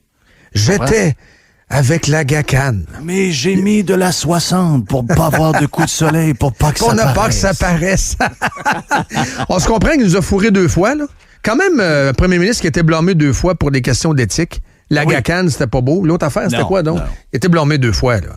Dans l'histoire de Bombardier, on pourrait leur blâmer une couple de fois, là. Sa gestion de Pfizer, c'est affreux, là. Hey, écoute bien. Hier, je pognais un journaliste québécois, il dit « Hey, ça va bien la vaccination au Québec. D'ailleurs, on a un centre de vaccination à Exposité, pas de vaccin. » Ben oui. Quand même assez spécial. C'est bien bizarre, ça. Des isoloirs, personne dedans. Tu la grosseur de ça, il n'y a pas de vaccin. Puis là, tu calcules, tu dis « OK, ils ont mis tel nombre d'infirmières là avec des... » Puis là, ils disent hey, « On va vacciner beaucoup de monde. » Puis là, tu calcules le nombre d'infirmières avec le nombre de doses. Ça donne à peu près 12 vaccins par jour. Ouais, moi, on allait quasiment. Par infirmière. Une dose par infirmière, quasiment. Ben oui, je dis, voyons donc, c'est quoi cette affaire-là? Tu finis ta journée? Ah oui, je viens de piquer quelqu'un, là. Oui, c'est ça, là. Je viens de piquer quelqu'un, là. Ouais, c'est ça. Ouais. Hier, le journaliste, il disait, hey, ça va bien, on a 2% des Québécois de vaccinés. Ils sont pas bien pantoute, là. En 1 mois. Oui, okay, regarde Israël. Ben là, dans 10 mois, ça veut dire quoi, ça, là? Non, ça marche dans pas. Dans 10 mois, ça veut dire 20%? Alors que ça va être moins que ça, parce que là, ça commence à rentrer à... Puis il va falloir qu'on se donne la 2e dose, faut pas oublier ça, là. Ouais. Là, la 2e dose, on est en train de l'étirer, là. Un peu plus, on va donner la 2e dose, les expos vont être revenus, là. Ah non, à un moment donné, là, on va... Faut pas tomber là-dedans, on va virer fou. On se fait faire la leçon par une gang de tout croche. Jeff. On se met en pénitence par des tout croches. Par contre, ça se peut que toi, tu doives te préparer pour aller à l'hôtel. Ça arrivera pas, mon ami. Là. Si ça, tu reviens. Ça arrivera pas, là. Ça arrivera. Premièrement, ça n'arrivera jamais. Attends un peu. Là, je t'ai craqué, là. Mais, non. Mais ça arrivera pas. Je veux passer. Marc Garneau, tu sais. L'astronaute. L'homme fusée. Ouais, l'astronaute. Je vais te faire passer l'homme fusée et on revient dans pas long. OK. Quand vous dites améliorer la quarantaine, avoir un meilleur suivi au Canada. C'est pour s'assurer que les gens respectent la quarantaine. Oui, il faut absolument que pas nécessairement, on verra. Donc, trouver les hôtels pour les envoyer là, à leurs frais. Ça pourrait être une option. Quand ça va être annoncé, ça? C'est quelque chose qu'on considère à mesure qu'on avance et puis on prend nos décisions quand on est prêt à les prendre. Les hôtels mettent beaucoup de pression et c'est la sauce néo-zélandaise, Jeff. Ils font ça en Nouvelle-Zélande. Sauf que là, ils se rendent compte qu'il y a de l'overbooking, qu'il y a de la COVID dans les hôtels. Oui. Il y a de la COVID dans les hôtels. Ben, c'est parce qu'il y a beaucoup de monde. À un moment donné, le système d'aération... Tu peux pas leur faire aux 5 ans. Là. Mais là, ils veulent t'envoyer en quarantaine dans un hôtel alors qu'il y a de la COVID dans les hôtels? Non, mais il y a tellement de monde dans certains hôtels. Moi, j'ai lu ce matin des quotidiens de Nouvelle-Zélande parce qu'on en parle énormément là-bas. Parce que c'est quand même le gros sujet, là. Et on dit qu'il y a de l'overbooking, ce qu'on appelle le managed isolation. Et il y a un Kiwi là, qui s'appelle, je n'ai pas son nom, là, ici sous la main, c'est un microbiologiste, qui dit « It's leaky as a sieve », un tamis là, quand tu fais des pâtes. Oui. C'est pas sûr, il n'y a rien... Là, on cherche des solutions magiques. Mais laissez les gens dans les maisons, les gens font... Regarde, ils ont mis un journaliste après avec un photographe sur Pierre Arcan pendant 14 jours, 24 heures sur 24 en avant de sa maison. Il n'est pas sorti. Les gens sortent pas, voyons donc. Je comprends la volonté. Le gars est un peu mêlé. Marc Garneau, c'est un peu drôle comme c'est un spécimen. Mais je veux dire, je comprends la volonté derrière ça, c'est que en ce moment, on veut faire peur aux gens qui regardent pour s'acheter un voyage pour la relâche. Je crois qu'il y pense vraiment, moi. Contrairement à toi, moi, je pense qu'il y pense vraiment. La Nouvelle-Zélande l'a appliqué, Jeff. Je te dis pas qu'ils vont l'appliquer, je te dis que c'est sérieux qu'ils y pensent. Convaincu de ça. Convaincu. Sauf que... Il y a de la peur en Ontario, beaucoup, là. Aussi, là. Pas juste au Québec. Là, tu veux dire, t'empêches quelqu'un d'aller chez eux. Je le sais, Jeff. Pense à ça. Je compte ça. Moi, je vais t'annoncer tout de suite que je reviens plus jamais. Là. Si c'est le cas, je vais faire venir du monde, mais moi, je reviens pas. Si tu m'empêches de retourner dans ma maison, dans mon pays... Tu vas-tu juste être au Québec pendant 2 semaines? Il y a des bons shows. Oui, je sais. On s'organisait avec Jacques et Marlène. On fait nos affaires, mais... Non, mais pense juste à ce que je viens de te dire. Je le sais, Jeff. Je suis 100% d'accord avec toi. T'as de la misère à rentrer dans ton propre pays. C'est plus facile de rentrer dans un pays voisin que rentrer dans ton propre pays. Et déjà que c'est compliqué de rentrer dans ton propre pays, alors qu'il n'y a aucun chiffre qui montre que les voyages sont problématiques dans l'éclosion du coronavirus, ou, en passant, il n'y en a plus de coronavirus dans bien des endroits au pays, là, incluant la région de Québec. Et là, on te dit, on va même t'interdire l'accès à ta propriété. C'est parce que les chiffres sont pas au rendez-vous. Mettez-moi en prison. Laissez faire l'hôtel, là. Vous me mettrez en prison, puis vous me lirez mes droits devant un juge, puis vous me direz c'est quoi que j'ai fait de mal. Puis si le juge trouve que je mérite d'aller en prison parce que je suis ailleurs qu'au Canada, puis que je reviens alors que je ne fais rien pour mettre... Moi, je suis ici en isolement, là. C'est parce qu'on nous demande des tests. Finalement, ils croient pas aux tests, si je comprends bien. Ils nous demandent des tests. Peux-tu me laisser 1 minute sur les tests en passant? Oui, Jeff. L'Organisation mondiale de la santé, parce que l'Organisation mondiale de la santé, quelques heures après l'inauguration de M. Biden, vient d'aviser que les tests PCR sans symptômes doivent être repris pour voir si c'est pas une erreur. Ouais. Très gros, cela. C'est pas. Moi, c'est les documents. Ce que j'ai, là, c'est les documents de l'OMS, l'Organisation mondiale de la santé, qui avise les pays que finalement, le test PCR 45 cycles, pas fiable. Pour les gens qui n'ont pas de symptômes, on vous demanderait de recréer le test ou encore de prendre une autre technique de test parce qu'on n'est pas sûr finalement qu'ils sont vraiment positifs. Autrement dit, c'est carrément... On est en train de confiner du monde et d'abrutir du monde et de rendre du monde carrément dépressif. Et de scraper des business, etc., avec des faux chiffres. Et je vous le dis, là, la source que j'ai, c'est que c'est un médecin qui a sur Twitter qui scrute tous les documents de l'OMS tout le temps. Et ça a sorti hier après-midi, cette affaire-là. Là. Je la cherche. Pas sur le Twitter de l'OMS. Je vais te l'envoyer. Oui. Je vais te l'envoyer dans les prochaines secondes. Je vais t'envoyer le document. Tu vas capoter, là. Sérieux, tu vas capoter, là. Tu vas dire, oh my God. Tu sais, le gars en question, là, c'est un ancien du New York Times. Celui qui fouille toutes ces affaires-là. C'est un ancien du New York Times. Puis c'est un gars qui a une formation en médecine, puis tout ce que tu veux. Et là, tu suis ça, puis tu dis, my God. Non, c'est de la bêtise. C'est 45. PCR 45 aussi, c'est parce que tu vas rechercher c'est une suramplification de microbes. Là. Tu as eu une grippe il y a 1 an ou 2, ils vont être capables de la détecter. Là. Puis ils vont dire que t'es positif. C'est ça qui vient fausser. Et le Canada, c'est le seul pays à exiger la quarantaine, même après un PCR négatif. Ouais. La quarantaine est saucée en maudit. Là. Pour vrai, là, c'est saucé, mais les chiffres sont pas là. Je reviens aux chiffres. 2,5% dans la région de Québec, les cas de COVID issus de voyageurs.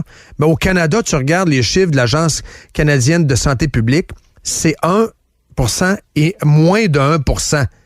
Moi, je vois tous les chiffres depuis le mois de mars. Là. 1% des cas de COVID et moins, c'est des cas de voyageurs. Sacrez-moi patience avec l'histoire des voyageurs. Puis commencez à parler de la machine à un moment donné. C'est de la diversion. C'est de la diversion parce que c'est... Ce n'est que ça. La COVID des hôpitaux, Jeff. Je sais pas si tu as pogné ça. Je vais te faire entendre. J'ai entendu tantôt, c'est malade. On le fait rejouer. C'est des membres du staff qui incognito. Si-tu incognito, je pense, Dom, si tu incognito, on peut-tu reconnaître la personne? Je pense qu'on peut reconnaître la personne. Elle parle justement de la vie à l'intérieur des murs des hôpitaux, puis dans le parking, etc. C'est là que tu remarques que dans la région de Québec, enlève les cas de nosocomial et de manque de discipline là, par le staff, entre autres des hôpitaux, puis enlève les autres cas également des CHSLD. Ça va très, très bien à Québec. On écoute. Ce ne sont pas les patients COVID qui contaminent le plus les employés du CHU de Québec, mais les employés qui, entre eux, ont des comportements à risque. Une partie de 4 dans une unité où il y a des patients COVID, là, au poste, avec des cafés. Tout le monde boit un café, donc ne porte pas son masque.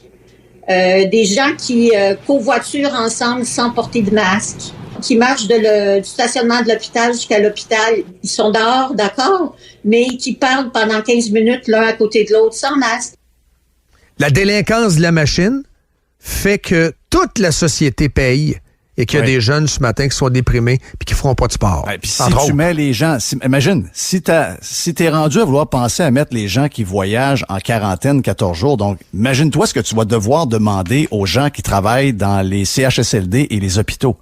Ça veut dire que ces gens-là, jusqu'au temps que la crise finisse, vont être obligés, eux aussi, d'être isolés. Si tu vas là pour les voyageurs, faut que tu sois cohérent. Alors que ça représente 0,4% des cas de COVID dans les dernières semaines, donc c'est même pas un cas sur 100. Donc, ça veut dire que, vu que le plus gros des cas et de loin vient du système de santé, ça veut dire que tu n'auras pas le choix d'isoler tous les employés du système de santé et les retirer de leur famille jusqu'au temps que cette crise-là soit finie. Si tu veux être cohérent dans le thinking qu'ils sont en train de penser pour les voyageurs, imaginez-vous comment ils sont en train de l'échapper complètement. Complètement. Ça n'a aucun sens, alors qu'on devrait commencer à penser aujourd'hui peut-être à vivre avec le virus. Le grand patron de Moderna a dit dans les dernières heures, il l'a dit cette nuit en Europe, il a dit... Oui, mon vaccin est bon, les autres vaccins sont bons, mais là, la COVID est là pour l'éternité, probablement. Voilà. Donc, on aura à vivre avec la COVID, là. Donc, il va falloir que il va falloir qu'on mette la folie dans une boîte, puis on sac ça dans le dépotoir, puis il va falloir qu'on commence à réfléchir avec notre tête, puis qu'on fasse ça comme du monde, là, parce que là, on est en train de l'échapper complètement. Mais la réalité, pourquoi ils font tout ça? C'est parce que le fédéral, eux autres, c'est parce que la gestion et l'achat des vaccins, c'est l'enfer. Comment ils ont l'air à des incompétents et des imbéciles. Donc, de changer le sujet, c'est bon. Puis pour la gestion quotidienne de François Legault, c'est exactement la même chose. Ils veulent avoir des choses où ils vont amener les médias s'amuser. C'est de la diversion pour que on les laisse tranquilles. La réalité, c'est que on devrait passer toutes nos énergies à regarder leur gestion, puis à savoir comment ça se fait qu'on est le même. Ce matin, M. Dubé nous envoie le palmarès. C'est la première fois, parce que ça a été demandé par le Parti québécois, la première fois qu'on y va par hôpital. Donc, on a les statistiques avec le nombre de personnes aux soins intensifs par chacun des hôpitaux. Hein? Je pense que l'hôpital qui en a le plus, c'est 10. Non, regarde. Il y a des hôpitaux que c'est 0, il y a des hôpitaux que c'est 1, des hôpitaux que c'est 2. Puis là, tu dis, voyons, Ciboire, es-tu en train de tout faire ça parce que je pense que c'est l'hôpital juif qui en a le plus, 11 ou 12. À Montréal. Le reste, là... C'est même pas tout Montréal, en plus.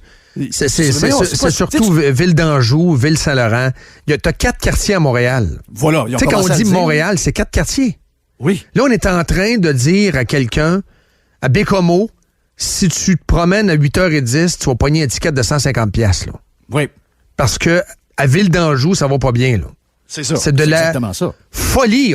Gary a posé la question concernant le mur à mur. On a peinturé le Québec au rouleau. Et là, Dubé dit, ouais, mais peut-être qu'on pense à ça, tout ça. Il y a problème est dans le politburo bleu. C'est-à-dire les 15 personnes qui se voient constamment à tous les jours depuis le mois de mars. Tu sais, à un moment donné, on le sait, quand on voit toujours le même monde tout le temps, tous les jours, à un moment donné, ça devient redondant. Puis c'est du monde qui se croit, à un moment donné, c'est du monde qui se craint, on tombe dans une rhétorique du genre « us and them » aussi, là. As-tu écouté Radio X ce matin, ils font dur. Nous autres, on a tellement raison. Et à 15 autour de la table, on se dit qu'on a raison. À un moment donné, il va falloir sortir du politburo bleu et ouvrir la fenêtre. Ils disent d'ouvrir les fenêtres d'un classe, mais le politburo va devoir ouvrir la fenêtre à un moment donné. C'est la diversité aussi, là, mais dans la diversité des idées, puis des propositions, puis des choses à regarder, ils veulent rien savoir. C'est les gens qui sont Regarde, ils vivent dans un couloir qui d'après moi, n'est pas plus large que 24 pouces. Mais faut changer le monde autour, Jeff. Comment qu'on va sortir de ça? C'est toujours les mêmes faces, le même monde à tous les jours depuis 10 mois qui se craignent. Le monde est écœuré. Mais le monde est écœuré. Hey, va voir les commentaires. Sur Facebook, ils sont capables de nettoyer, mais les commentaires sur les posts, encore hier, en fin de semaine, avec l'histoire du restaurant, c'était l'enfer. Mais là, hier, sur l'inauguration de Biden, les commentaires sous les messages Twitter du premier ministre, que ce soit lui qui est face ou pas, c'est pas important, là.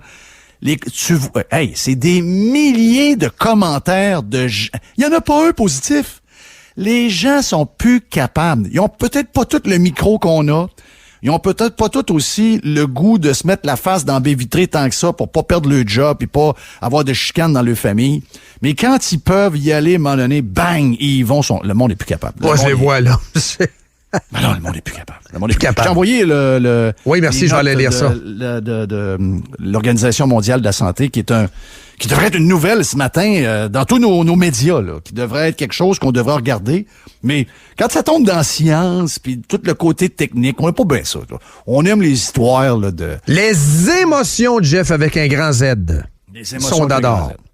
Tu penses-tu que si PKP est le boss de Air Transat, il n'y aurait pas 10 chroniques ce matin pour dire que Marc Garneau, ce qu'il a dit hier sur l'isolement des hôtels, c'est un gars qui veut s'attaquer à nos droits fondamentaux puis tout ce que tu veux. Ben, c'est clair que oui. Ben, c'est clair. Et on dirait également, et Dubé dirait même en point de presse... Peux-tu vendre Air Transat au plus sacrant, d'ailleurs? Non, mais d'un point de presse qu'on entendrait à la place, ça serait enfin de bonnes aubaines pour les Québécois. Si vous voulez aller dans le sud, c'est vraiment le temps. Bien. Oui, je t'ai entendu. Ça fait... oui, ça va faire semaine de relâche, enfin, pensez à vos jeunes. Tu sais quoi, c'est vrai? Vitamine D, ben je sais, Jeff. Ben, ça changerait bout pour bout. Moi, c'est drôle, hein? Je regarde, la semaine de relâche, j'irais à l'inverse d'eux autres. Je pense qu'on a besoin de relaxer tout le monde. Je pense si on a besoin de relaxer. Savez-vous que ça voyage partout dans le monde? Là? Ben oui. Sauf allez sur les applications de vol. Il y a des avions partout dans le monde. Là, ça voyage. Les aéroports sont pleins.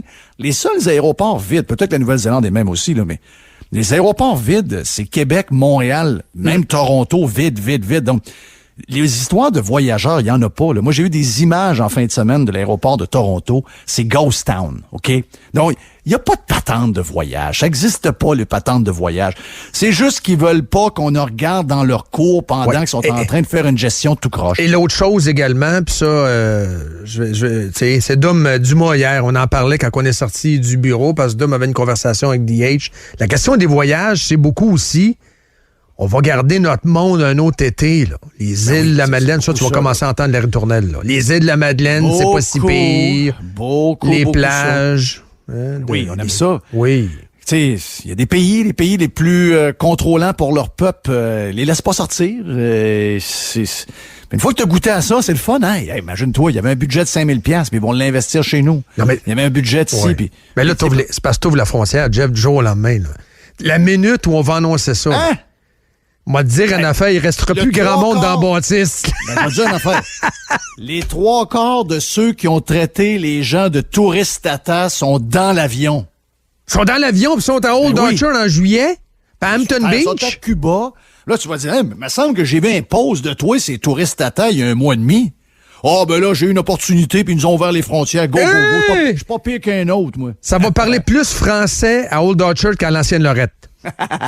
Non, mais il ouvre la frontière, il n'y aura plus personne. Il y a du monde qui vont crever de faim. Puis là, tu vas voir les reportages de « Et qu'on est déçu, on crève de faim à Gaspé. C'était un si bel été, l'été passé. » Là, ils chialeront plus à propos des gens du 4-0 qui ont fait caca sur les plages. Là. Ben oui, ils sont venus tout polluer notre belle plage. Ouais. Mais c'était le fun l'année passée. Il n'y aurait pas un Christy à Gaspésie, je peux t'en passer un papier. C'est clair. Puis et les États du nord-est, c'est clair qu'eux autres, ils vont mettre de la pression sur Washington. Il y a beaucoup de démocrates en plus là-dedans.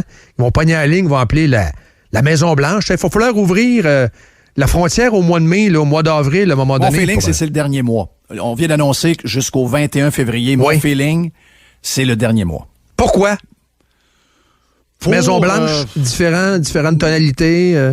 Ouais, tu sais, on va... c'est toujours des statements anti-Trump qu'on va vivre au cours des prochains mois. Et le message qu'on va comprendre, c'est, garde, une des raisons pourquoi on a tenu ça si serré, c'était pas nécessairement juste la COVID, c'est parce que, oui, la COVID, la gestion de Trump, alors qu'on s'entend que la gestion de la COVID aux États-Unis, c'est les gouverneurs, mais on va envoyer le message que là, maintenant, vu qu'on a un gars responsable à Washington pour la COVID, c'est safe de y aller. Je suis surpris que ça n'a pas été hier, parce que c'est trop vite, là. Tu sais, je veux dire, l'inauguration, puis la même journée, tu dis, OK, on ouvre les frontières. Donc, hier, ils ont annoncé qu'on rallonge d'un mois. Mais moi, je pense que le 21 février, c'est la dernière journée. Puis on va annoncer, au cours de, 15 février, on va annoncer que les frontières sont rouvertes. Puis que les gens vont pouvoir circuler comme c'était auparavant. Parce que là, maintenant, c'est safe. On a quelqu'un de beaucoup plus prudent à la Maison-Blanche, alors que les cas vont probablement être pareils, que tout va être pareil, que rien va changer, mais on soit dans le semblant et dans le pareil, comme d'habitude. Oui. Hey, c'est un record dans le One-Two Punch, Jeff. Oh non. Oui. Non. On a battu ça, confirmé par Dan Gravel. Oui, c'est officiellement 1 minute de combat. Plus? Ouais. C'était ça dans ça, seulement une minute. Bravo. Merci. C'est exceptionnel. Merci. Yeah, merci. Ça fait plaisir. Salut, mon Jeff. On t'écoute tantôt. On lâche pas, yes. À tantôt. On t'était dans le trouble, arrange-toi. Salut. Je cache du temps. Bye. Le pire, c'est que je suis dans le trouble pour vrai. On s'en va en pause, puis on s'arrange en revenant. Salut. Moret. Live. Radio X.